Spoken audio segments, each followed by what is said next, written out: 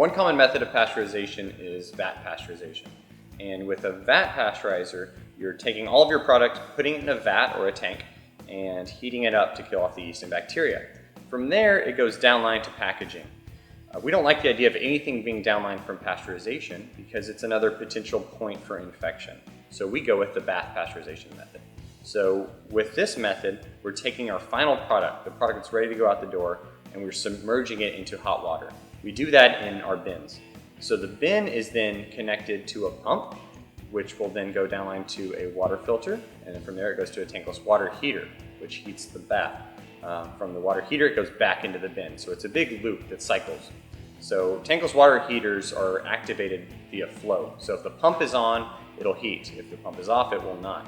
So our death ray connects into all these components, and what it will do is it'll actually cycle the pump on and off, so it can control whether or not the bath is being heated. It'll also monitor the temperature via temperature sensors, and due to that, it'll also be able to calculate in real time the pasteurization units. So depending on your product, obviously the PUs will vary. For our product, hard cider, is usually 40 to 60 PUs, but the death ray will let us know exactly when it hits that. So there's actually a light that'll let you know when the product is done.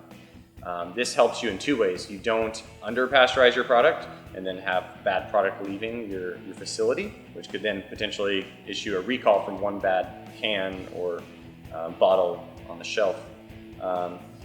And also then you don't over pasteurize your product. So we don't want to waste time and energy. We want to obviously be as efficient as possible, and the last thing we would ever want to do is cook our product and make it taste different than it did when it entered. So we think the death ray is a great solution for this, and we think it could work for a variety of industries.